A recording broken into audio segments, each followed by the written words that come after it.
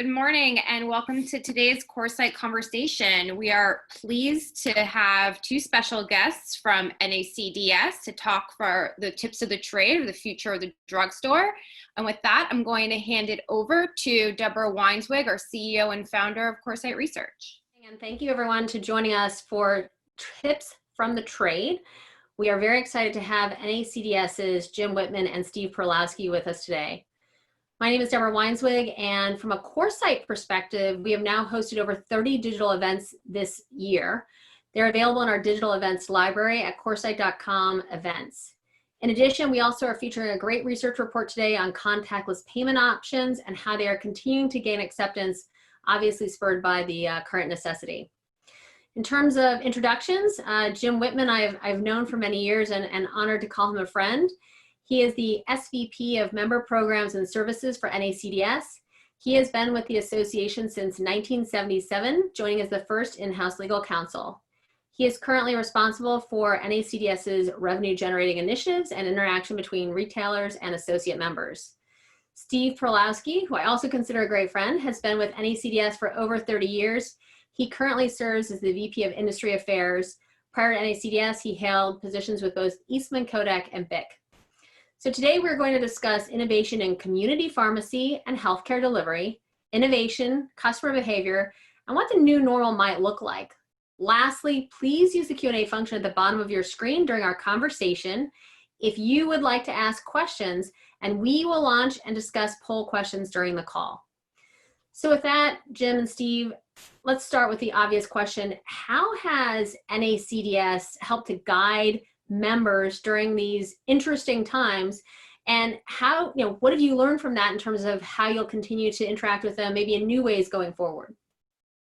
Well, first, Deborah, thank you for affording us the opportunity this morning, and appreciate all that you and Coresight's doing for the industry. It's very important, certainly since March and April, and here we are into May, all the information is being distributed. But, it's I think we all, you picked a date in March 1, March 16th, or somewhere in between. But all of a sudden, we all went to work differently, and we're looking. We operate the same way with our members, and making sure that we understand where they're going, and how we can assist them, and again communicate what's really going on as the world changed so drastically in terms of how the consumer was going to, coming into the consumer demands. I mean, it was just that, I think in my area, my point was the biggest focal point. We've all talked about it, but it really started in March. It was totally different. I mean, it became the overriding theme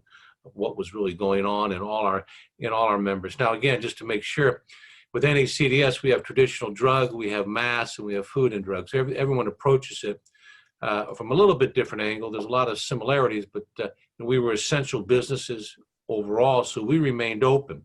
Our members, and they had to make immediate changes there. And then we saw a lot of demand coming in by the consumer, with the consumer now being forced to shop differently, if you will, in all avenues, excluding, outside of us. So they came to our members, really looking for a lot of services, certainly in health and wellness, but also overall products. So there's a big demand put on that, on everyone. Well, and that presented a lot of challenges too, right? In terms of not only keeping their employees safe, keeping the customers safe, but staying in stock. And there were certainly many other challenges. How, as they were navigating this, kind of what changes did you see in terms of thought processes, and how did, kind of NACDS support them? Steve, you want to go first? Sure. So, we did a couple of things, and we, obviously we saw a lot. But, one of the things we did was we took our, one of our conference websites, and what we did is we made available to our members all the manufacturers by product category. So if you were looking for a hand sanitizer company, and you didn't, your normal source was sold out, you could go online to this directory and quickly search for other vendors in that category. So we were able to, in our little way, repurpose a product to provide immediate need based on what information we had at our hands that maybe we didn't really realize how useful an asset it was. And then we continue to look for new ways to get in front of our members. One of the things, obviously, one of the decisions that Jim had to make was canceling our annual meeting. Yeah, that had to be hard. That's not an easy decision for us. It turned out it was an easy, right decision, but that was where we have the changing of the guard. It's where the industry comes together at the senior most levels, you just have to react and respond and do what's right for the members and for for the industry. I mean, Steve, I would say it's really interesting you bring up that event though, right? Because to me, where, as an analyst, you would have thought, right, these companies never would have spoken to each other, wouldn't have been in the same room with each other. It really served as a platform, I think, for having the drugstore industry and mass but from a drugstore perspective, really collaborate at a different level. And I think we've seen that today, right? I mean, Jim, what do you think? Well, I think you're right. I think Steve made a good point. I mean, one of the strengths of an association, we believe, one of the strengths of NACDS is this whole issue of relationships. And you have relationships throughout the year, obviously, but in terms of what was going to happen in April, and in terms of top-to-top meetings, strategic meetings, what's going on, all done on a very personal, one-on-one kind of basis is huge. Now, I think the strength about it is because that's been ongoing. We were set up when we went into shelter in place, if you will, and corporate headquarters ceased to exist, and corporate travel ceased to exist, and then you had all the governments and states and what have you prohibiting all sorts of activity. But again, that whole relationship still existed, and I think you couldn't start it; it was there. It just it's taken somewhat of a hybrid form right now. But I think that's hugely important to be able to serve the to serve the consumer right now, and to and the issues of supply chain and shortages and allocations. These are huge issues that impact all your operations, but you're able to have still have important conversations about this in a way, and really not necessarily through NACDS, but because somewhat of what was doing, meetings had been scheduled, appointments had been done. So you went from being in Scottsdale to, okay, we'll get you on Zoom, which no one knew it existed before March, or Microsoft Teams or whatever it was. So not the best, but hopefully not the future either. But it certainly was a way to you had needs out there that had to be discussed, and so let's get to business right now. No, that makes a lot of sense. If we think about kind of the future and this opportunity to take a pause and rethink the future of the community pharmacy, the future of kind of mass pharmacy, how do you think telehealth, telemedicine, what's the role of clinics? How do we kind of parse through all that? Well, I'll take a stab at it, and then Steve. I think we come from somewhat the same but different perspectives. I think it's huge. I think it's been telehealth, telemedicine. Getting, using a phone or an iPad to talk to a healthcare professional, whether it be a doctor or a nurse practitioner, certainly a pharmacist, was there. It wasn't new. We had all been talking. There are a lot of companies out of it, but I just think that this whole coronavirus situation has said, we had a technology. People would, can it work? Are we familiar? How's it going to happen? I don't understand technology. All that meant nothing. All of a sudden, we moved forward 5 years in 2 months, if you will, on this. And it's now I would predict that it's now, quote, mainstream. It is not going to go away. It's going to be part of an offering from a retailer. And I think a manufacturer will participate in that. It's hugely important in that it's another way of getting to customers. I mean, everyone's talking about direct to, D2C kind of thing. I mean, this is what better way than having a retailer being able to have on a vehicle or a platform, if you will, It's another word no one knew what it meant until March. But anyways, a platform like this, to be able to talk to someone about their illnesses or their therapy or just their general health and wellness. It works well for our industry. We are in health and wellness, so this telehealth is a huge asset. Steve, you want to add?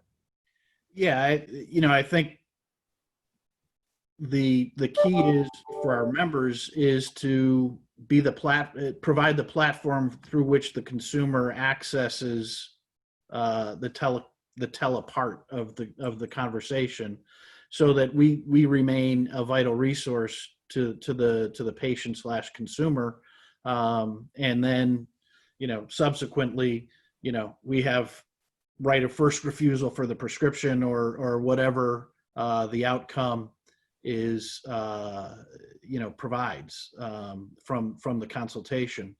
I think more and more businesses are going to require that a telehealth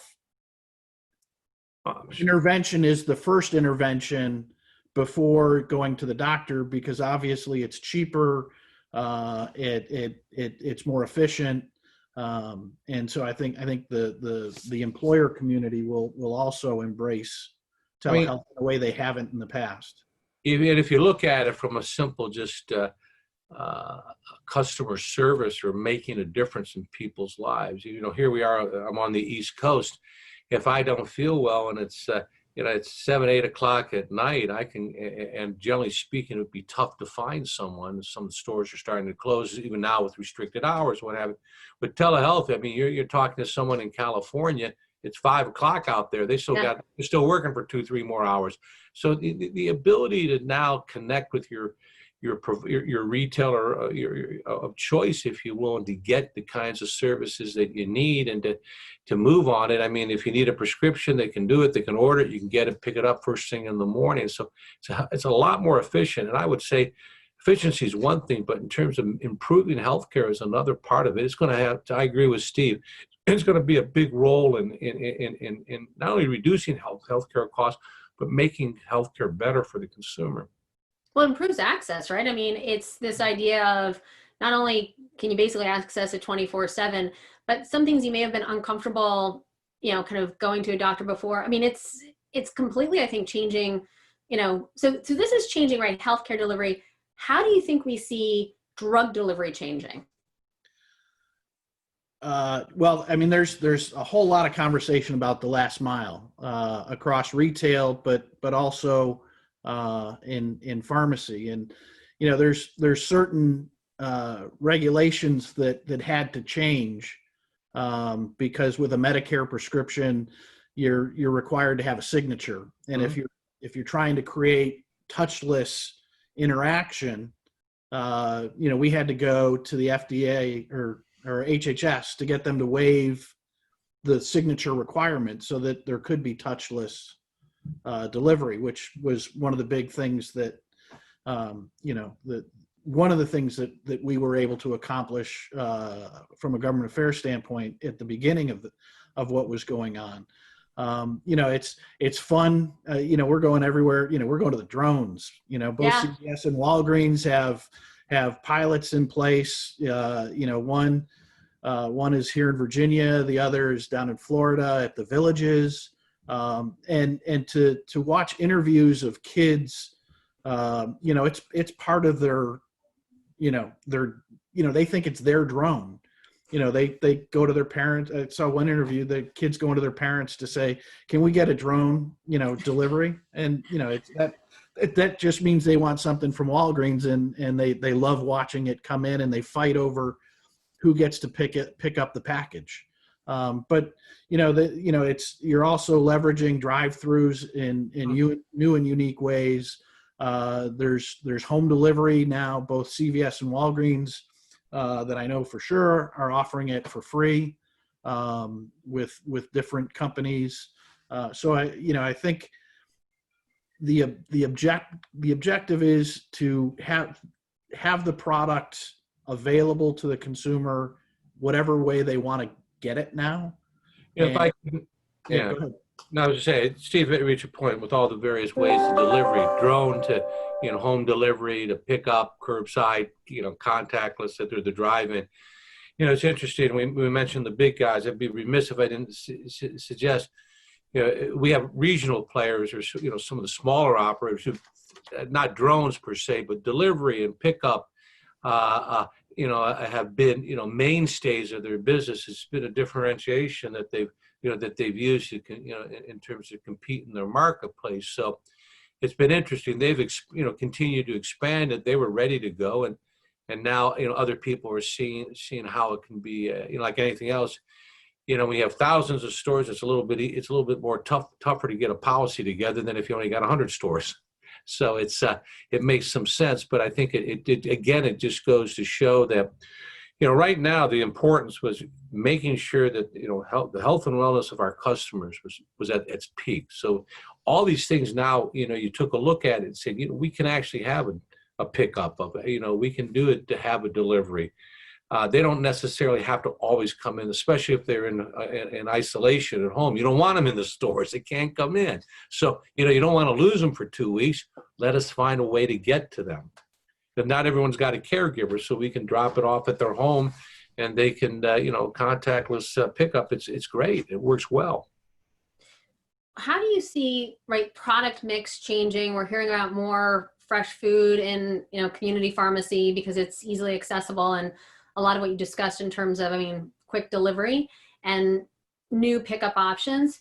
How do you think beyond, let's say, fresh food, what other categories around health and wellness might we see in the future of the, kind of drugstore?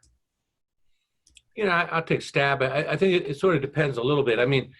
There are those, the clinics and things like that we talked about earlier are huge. They're just a natural extension of where you are and what your brand is, and it makes a lot of sense. You can do that on your own, like some companies are doing, or you can do it with a third party to provide it, and they both make sense.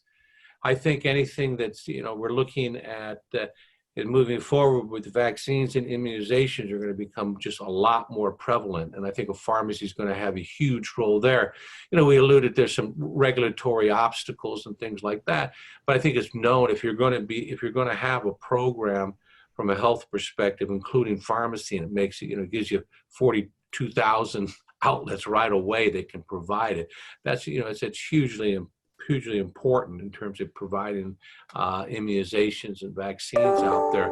I think you're going to take a look at other kinds of partnerships you alluded to with food and other kinds of services that you're going to see on the delivery part of it. We haven't even talked about driverless cars and things like that. It hasn't really entered into it. But when you think about it, it's a huge natural, not only for pharmacy, but also for the other items in the store, all the CPG products and things like that. But you can now go and it makes a lot of sense. You're just going to, I think, how the consumer shops is going to change. I think some of the change that we've seen is going to be, not all of it's going to be permanent, but a lot of it's going to be permanent. And it's going to be interesting. We always just think that the millennials were driving it, and the boomers were more hesitant to adopt. I think you've seen now the last 2 weeks that everyone's adopted.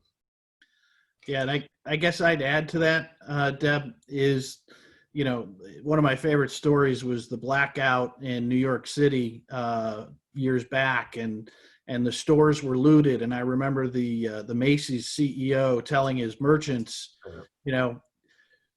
go look at what was stolen. That's what we should carry. So my guess is that the CEOs in our industry right now are telling their merchants, and again, this would be pre-vaccine, because I think they're planning for two futures, pre-vaccine and post-vaccine. Yeah. So if we do get the next wave, or when we do, if the vaccine hasn't arrived, my guess is the CEOs are telling their merchants to identify what was sold in bulk and make sure you have quantity on hand. Selection in health, you take a look at some of the items, disinfectants, antibacterial products, if you will, paper products and things, just to name a few. I think people are going to look at the numbers and say, okay, is that, do we, do we take a look at reemphasizing and making, moving in this direction? Are people going to be focusing on health and wellness now for the rest of their, moving forward? So is this an area, an opportunity for us to really make it, make a difference? And again, with delivery, you can actually now package these things a lot differently than you could before. I think people will be looking at how these real lasting changes out there. I think that many of them are. So I think it's going to be. I think it's our members. It's going to be interesting working with the suppliers. There's going to be some great innovation coming forward and new ways of doing business. So you talk about new ways of doing business. I mean, one of the things as a drugstore analyst, I was always shocked was just kind of how low the compliance rate was from a consumer perspective around, kind of taking the drugs on the schedule that they were supposed to, and how that really impacted their health. Do you see some of the technology that's coming out, or processes and procedures, and if it's the pharmacist relationship with the customer, how can that change? Well, I'll start. I mean, I think there is. I mean, apps have become, mainstay now, and I think people are now going to look at it. And I think there's issues of privacy. Let's be honest. I mean, with everything, but putting that aside for a minute, I would say I look at, myself, for example, probably today, I'm probably a lot more receptive to the idea to having, managing my healthcare in conjunction with an app, if you will, maybe with the pharmacy that I go to or my doctor, if we can sync them, so they can remind me to take, if I'm on a maintenance drug, they can remind you to take it every morning. There's a text or what have you. There's a reminder that you need to refill. Those kinds of things used to be somewhat of an annoyance. Now I think people are saying, you know what, they're not an annoyance anymore. They're needed. So I think that there's and with digital health and what have you, so I think there's a huge opportunity to make a difference. Now it's got to be easy, and it's got to be protected, and the other kinds of things that need to be done. And obviously, it's if you call someone up, you hope that, I mean, how many, it's like the same thing we do with a cable company. You call you up, and it's like, they have all this information. They keep asking you the same thing for it all the time. I mean, so we don't want to go down that path. But if it's relevant and it can be useful, I think it makes a lot of sense, and it's going to improve health. Steve? Yes. One of the things that I've heard a couple of our people talk about is how few visits were made to the doctor for other indications. I think we're going to have, other than COVID, whether it's first time people getting prescriptions for high blood pressure because their stress level has risen because of what's going on. I think there's going to be a huge catch up in the medical profession starting in a couple of weeks, and it will allow us to enroll more and more people into these types of programs. And I think, to Jim's point, they're going to be much more receptive, because I think health and hygiene are going to be, two of the big themes going forward for the next couple of years. I mean, it was tough. I'll look at all the medical offices that were shut down. I mean, the ones that actually provide in our industry prescriptions. You're going in for dental care, you get a prescription. You're going into any type of general practitioner or whatever it may be, a dermatologist, name an orthopedic. I mean, they're generally involving certain, coming some way into our stores for various products. All that sort of, when those offices shut, you lost those customers. So, to Steve's point, with the shelter-in-place orders now ending pretty much, well, across the board, come June 1, if you will, pick a date, that they're going to be, a lot of those people are going to start getting caught up on those. It's interesting when a lot of those offices, as an aside, sort of probably like many of us, we got emails saying, if you need some, we'll do it. They went virtual. Right. So now they're sending you back another email saying, we're now open if you'd like, and there's social distancing, and you're going to have to call and, wear a mask and stay.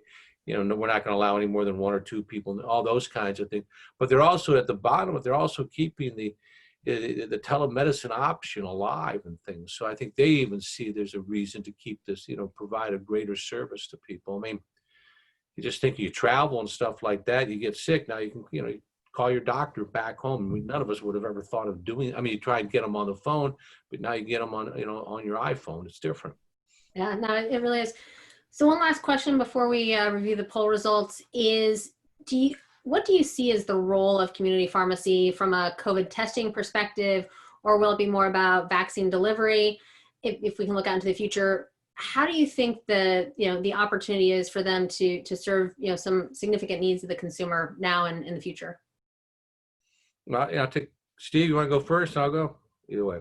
I think setting up the testing now is really preparing us for the second wave, because what we'll be able to do is have those tests, more sites available faster, get the results faster, be able to do the contact tracing. So we'll be talking about a hotspot rather than a nationwide event.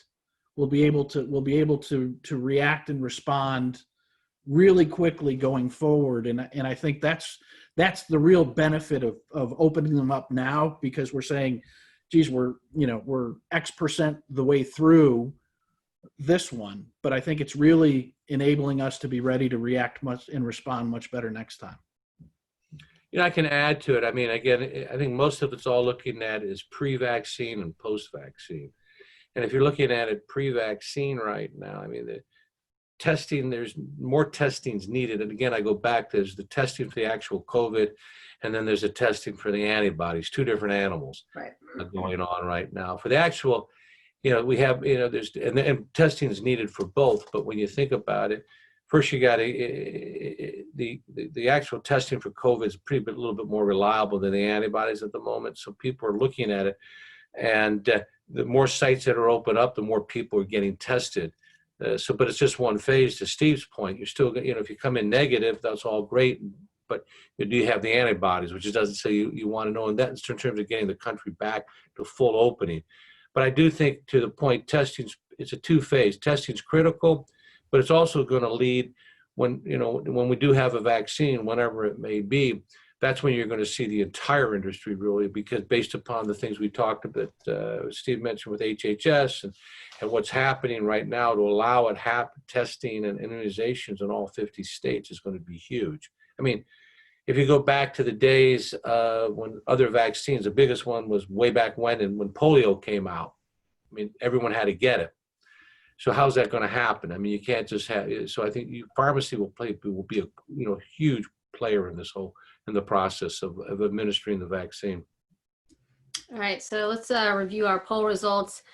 As a brand or retailer, have you implemented processes to begin digitizing your supply chain? 100% said no. Which goes back to some of the conversations we've had in terms of the opportunity for the industry. But this is the positive. If you have not begun to digitize your supply chain, do you plan to? Yes. And, I think we heard from Alec Orley yesterday at Walgreens, who said, right, I loved it, right? This idea of kind of 10 years of innovation in 10 weeks. I mean, we're seeing an industry that's become incredibly innovative on all aspects of the consumer. And that's a real challenge. And so I would say it's exceeded even like my wildest expectations. And then this is also really interesting, and maybe goes that we should have offered more options. But if you are a retailer, which method of pickup are you seeing used by customers most frequently?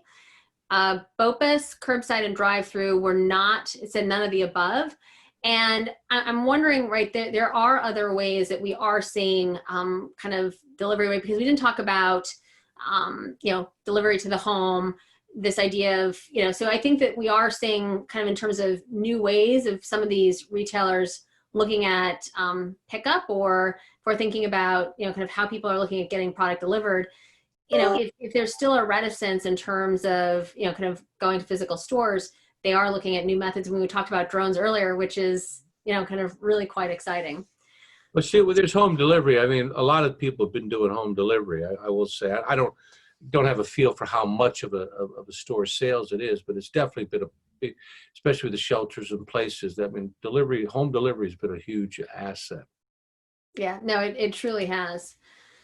We have many questions. So for those of you who have not yet asked, please use the Q&A function at the bottom of your screen, and we will kind of jump in.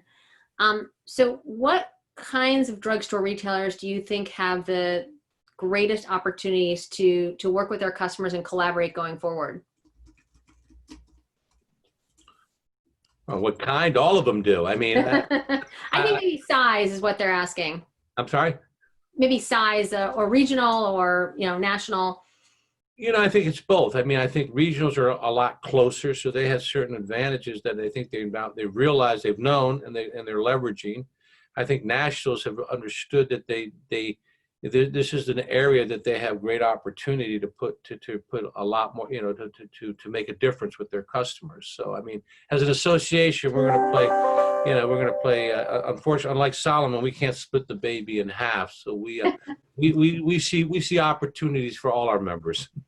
Yeah, and I think one of the things that maybe the larger chains have figured out through this is their local people are really talented, and maybe they just need to listen a little bit better and a little more. So I think there's recognition that there are really good people in this industry, and they don't all live in headquarters. In fact, you're starting to hear, the senior executives say they don't work in a headquarter, they work in the support center, which is really kind of flipping that, command control mentality that has been in retail, kind of flipped it upside down, which is really interesting to see. Steve, you bring up something incredibly important. I spoke to a CEO yesterday, and he said, we've always had titles. We're going to go away from those titles just to responsibilities. And you talk about, right, if you think about what this inverted triangle might look like, right, who's there for whom, and quote unquote, who's really like on the front lines, it's really changed. So it's a very important point. All right, how much less drug can a drugstore become before it's just a convenience discount store? Is something like telemedicine the answer? I mean, the average, less drug. I think they're always going to have, drugs are always going to play a big part. Pharmaceuticals are always going to play a big part. I think I look at it a little bit differently. Right now, in many of them, that the pharmacy is the greatest percentage of the store sales and things. Probably maybe potentially a rebalancing, if you will, based upon what the consumer's demanding now or needs are. So I think I see it as not going into a convenience store at all. I mean, but to a rebalancing of it and emphasizing the categories in terms of the holistic approach to who their consumer is. So I think I look at it, the great opportunities there. Well, the rebalancing could also help with margins significantly too, because the front of the house tends to have better margins than the back. Yeah, I mean, it's a great point. Margins are tough. There's no doubt about it. And so I think that, but I think, yeah, I mean, it's still an integral part of who all our members are. Well, I think it's really interesting. I've always loved this idea of kind of community pharmacy, because I do think that oftentimes, right, the pharmacies are the heart and soul of the neighborhood.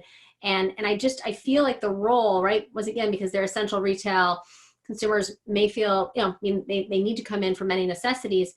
But I feel like the role of the pharmacy drugstore in the future will evolve, and especially kind of community pharmacy. I don't know, Steve, what do you think?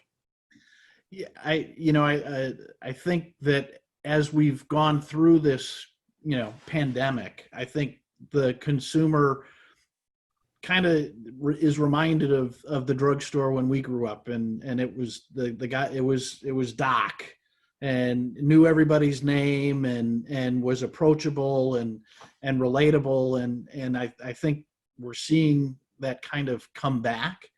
I think we're trying to leverage as many of our assets as we can in the stores, and I think that the pharmacist is just an unused or not unused, but could be used more effectively for the community.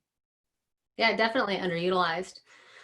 All right. That's a great question and very practical. What are best practices for shopping safely, operational considerations, and designing for social distancing?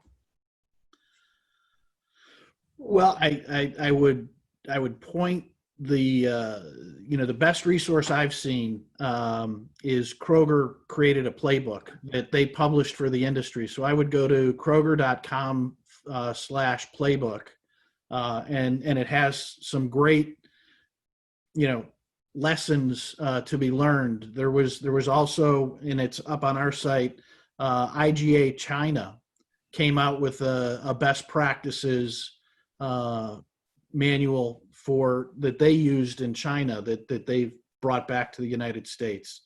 And so there's, you know, you see some great innovation going on. There's something that was on Twitter earlier this week where they were talking about, it was a Sam's Club. They've been told by management to try to touch less as employees. So this one department manager, just, you know, everyone's got in their pocket an override key, or not a key, but a barcode. So he made the barcode as a wristband. So now the guy just goes in and all the store has done it now, and they're broadening it out to all the Sam's. You just scan the wristband, so there's no touching, and the cashier plugs in the override code because he's being overseen by the manager. So, you know, everybody knows what the code is, but you're just getting that many fewer touches within a box. And so I think there's all sorts of things that people are learning and sharing individually, and there, you know, there's going to be a new playbook that's written. Yeah. And all those kinds of ideas are being funneled up. I mean, there's definitely a new playbook, but some of the basics. I mean, they're sitting on the 6 feet distance in the store, wearing masks for whether you're going to require customers to wear them or not. And there are variations in all the states about how you can even enforce that and what's going on. Retail for the traditional, many of the drugstores are requiring masks but not enforcing it. Pharmacists are wearing masks. You have the issues of, in certain instances, the protective equipment that's needed that's there. But I think to a point, there's going to be the guidelines, as Steve alluded to, the playbooks, if you will, from various companies, and then the Centers for Disease Control has fairly, good basic guidelines out there that you got to comply with no matter who you are. And that's going to be, they're doing it for a lot of industries, but health and wellness is in pharmacy. They've pretty much, they've been out there since March on what's really required or not. Well, I think something that, many consumers probably don't appreciate is, right, the cost that has been added to operations. And so not only is some of it around hazard pay, but we've talked to many retailers, right? Even putting up kind of the sneeze guards, et cetera. I mean, so there's an expense, but there's also, employees also have a certain fear level. What have you heard as you've spoken to your members about how they're, kind of handling that and like the mental health of their employees? I mean, these people, right? There are different types of frontline workers, but these folks in pharmacy are truly on the front line. Well, you mentioned the barriers. I was probably remiss. I can remember many of our food members put those in, were one of the first to put them up. And so they're, on the national news and all that. I mean, you're addressing the concerns of employees with, with all the relevant, information that you can have. And I think that, it's changed. It was such a fast moving area, how it's transmitted. And today, everyone's been wiping off all their packages they get at home now in their groceries. Today, the CDC basically say you don't you don't have to do that anymore. So you got to feel how comfortable you are right now. But I know a lot of the employers have, whether with their employment policies, their leave policies, their counseling policies, and all geared to understanding the consumer. I mean, their employees are critical to their success. They're first and foremost. So you got a lot of, there's concerns, whether it be at the store level or the distribution center level on what's going on. Because when you think about it, they're on the front lines. Many of the executives, are like us, working from home. It's a different concern. So you had to be sensitive to what it was and to the actual needs of all the people. So I think every CEO would tell you, hey, a lot more emphasis by, if you will, the HR people on our employees' well-being, because if they're well, then our customers will be well. Yeah, no, that's an excellent point. Yeah, right, and then you're also seeing a lot of, like, Wakefern built a website to allow customers to thank their store level employees, and for every customer that writes on the website, Wakefern will donate to charity. So I mean, you're seeing all sorts of types of ways that people are trying to reward and recognize the store level people. What's been going on with graduations is great. I watched last night HEB had a huge celebration online for all the Texas graduates, and they highlighted their store level employees that were graduating. So in today's time, you've got to find reasons to celebrate and make sure that people understand that they're respected and appreciated. Yeah, and if I can just, one last point, and it goes back to, I think we alluded to the community. The stores are really integral parts of the community. So I mean, it goes back with having your employees are integral part of the communities. It just it's good business sense. Well, you bring up a really important point, and it's something I've felt throughout my career, is that there's so much good that, whether it's, supermarkets or drugstores or mass merchants, that they do for the community, but it's not necessarily, they don't, I think, kind of beat on their chest enough in terms of what they're doing. And, whether it's, kind of sponsoring races or, kind of sponsoring well visits. And I do think this is an opportunity for the industry to not only celebrate their employees, celebrate what they do. And I don't think that they should be, should hold back, because I think that we all need something really positive to focus on. So to me, it's almost giving them more permission to say, what have they already been doing? But what are they doing that's different for their employees? I don't, is it the industry that they want to, I mean, they're very humble, but how can they use this time just to, once again, it's the idea of being inspirational. Yeah, I mean, NACDS produced a PS. It was a commercial that turned into a PSA that ran for a period of weeks, that was designed right to that point about the historic role of pharmacies in America's times of greatest needs, and it's a terrific celebration of why Jim and I have combined worked for NACDS for 75, 76 years. So, wow. No, but I think, on those things, I think you take a look at it. You're right. I mean, I think there are, all the members are now going to take a look at this thing, and not to be self-serving about, look how great we were, but we really, they're going to thank their employees for, going the extra mile, if you will, during being on the front lines of this issue. I mean, you have back to school, if you will, coming and using, I mean, not so much using that as an opportunity to thank people. I mean, we're going to see how the whole opening has gone.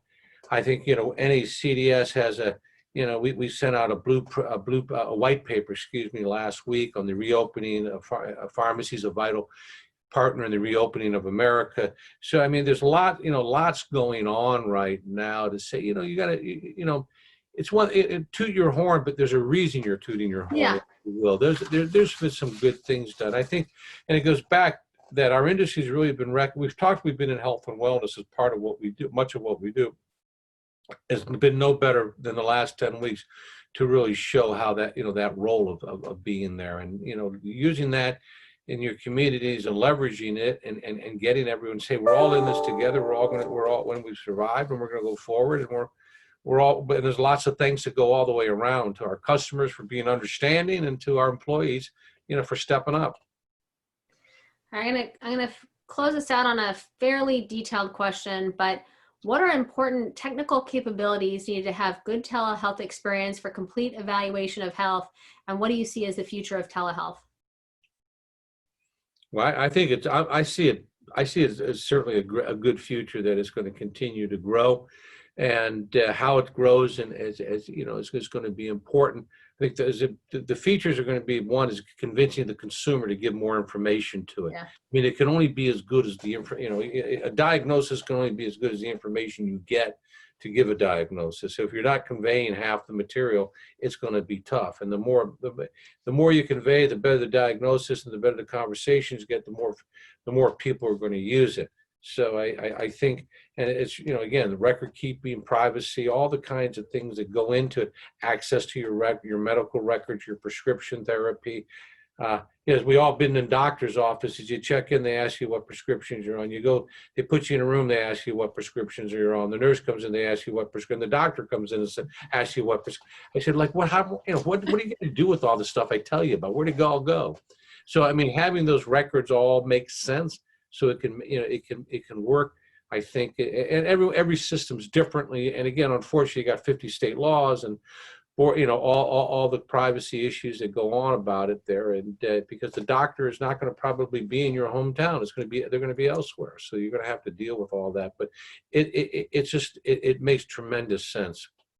Yeah, and as people become more concerned about their health and they start utilizing things like wearables, like a Fitbit or an Apple Watch, which can monitor things over time, and that gets synced into a telehealth visit, then the doctor's going to have a lot more information than, you know, whether or not you self-took your blood pressure and did it wrong, and you know, think your blood pressure's managed, and you know it's actually skyrocketing. You know, so I think wearables will have an impact as consumers become comfortable that the people that are supposed to have the information are the only ones that have it, and it's not locked away and being sold 50 different ways by some technology company to maximize revenue versus optimize health. And the operational too, it's going to be like anyone who goes online now to purchase something. If it's, you know, thorough, if it's easy, I mean, it works first time, you know, it makes sense. You can, you know, you can go click here, you get to where you got to go, and you can start making decisions, and you get confirmation, and you get all your record and what have you. Then it works. If it's not thought about as a process to, you know, people want to have clarity all through in every step. If it's not there, it's not going to work real well. So, you know, the systems are there, and they'll be revised and they'll move forward. But it's definitely going to be, you know, we could come back in a couple of years, and the question was, why did it take so long to become standard? Exactly. Well, thank you guys so much. This was incredibly insightful. We appreciate your time and look forward to talking to you soon. Hey, Thanks for having us. Thanks. Bye-bye. Bye-bye. Bye, everyone who was on. Hope you enjoyed.